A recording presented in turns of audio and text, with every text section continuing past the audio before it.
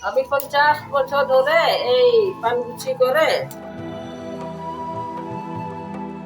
মৌলভীবাজারের খাসিয়া পান এখন দেশের গণ্ডি পেরিয়ে বিদেশেও সুপরিচিত। পাহাড়ের সুপারি সহ বিভিন্ন গাছের উপর নির্ভর করেই এই পান চাষ করা হয়। তবে বর্তমানে উৎপাদন খরচ বৃদ্ধি, প্রাকৃতিক দুর্যোগ, বাজার সিন্ডিকেট এবং সরকারি প্রণোদনা ব্যবস্থা না থাকায় সুস্বাদু খাসিয়া পান চাষে আগ্রহ হারাচ্ছেন চাষিরা। আমাদের পানের ন্যায্য মূল্যটা অনেক কম, সেই জন্য আমাদের পানের উৎপাদনটা ধীরে ধীরে কমে যাচ্ছে। মৌলভীবাজারের শ্রীমঙ্গল সহ সিলেট অঞ্চলের প্রায় 65 থেকে 70টি ছোট বড় পঞ্জিতে 30,000-এরও বেশি খাসিয়া সম্প্রদায়ের মানুষ বাস করেন। এই জনগোষ্ঠীর কাছে পান চাষ শুধু একটি পেশা নয়, বরং এটি তাদের ঐতিহ্য ও প্রধান জীবিকার উৎস।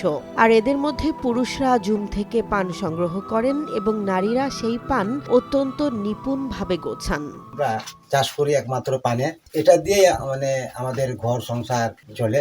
তো আমরা ছেলেরা জুম গিয়ে কাজ করে পান আনে, তখন ঘরে আমাদের যে বউ আছে, যে মেয়ে আছে, মহিলা বা মেয়ে যারা আছে তারা পান গুছে এরকম বাঁধে। পানের ন্যায্য মূল্য না পাওয়ায় উৎপাদন ধীরে ধীরে কমে যাচ্ছে। তাই ন্যায্য মূল্য নিশ্চিত করতে সরকারের প্রতি দ্রুত কার্যকর পদক্ষেপ গ্রহণের দাবি জানিয়েছেন স্থানীয় পান চাষিরা। সরকারের প্রতি আমাদের এটাই চাওয়া যে সরকার যাতে আমাদের প্রতি এটা সাহায্য করে, দামের ক্ষেত্রে যাতে আমাদের পানটা যাতে দামটা আরো বৃদ্ধি পায়।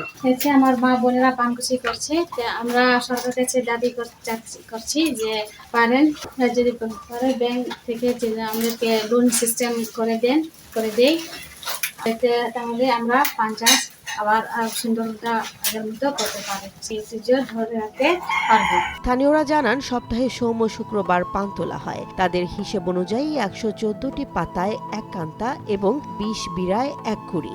সাধারণত 1000 থেকে 1200 টাকায় বিক্রি হয় 1 কুড়ি পান। আমাদের সেল করার সিস্টেম হচ্ছে কুড়ি, 20 বিড়ায় 1 কুড়ি, এইভাবে আমরা সেল করি। 1 কুড়ি এখন আমরা 1200 দামে বিক্রি করি। আমাদের তো দেখা যায় কিছু কিছু পরিবারে বয়স্ক মহিলা পানটা তৈরি করে। কারণটা হচ্ছে এখন আমাদের এই যে নতুন প্রজন্মে যারা আছে, ওনারা এই পান বাঁধার প্রতি কোনো আগ্রহ নাই, দিনে দিনে বিলুপ্ত হইতেছে এই বিষয়টা। তারপর এটার কারণ হচ্ছে আমি মনে করি, কারণ এই পানের আমরা যে ন্যায্য মূল্য না পাওয়ার কারণটাই ওনারা এখান থেকে এখন আস্তে আস্তে সরে আসছে।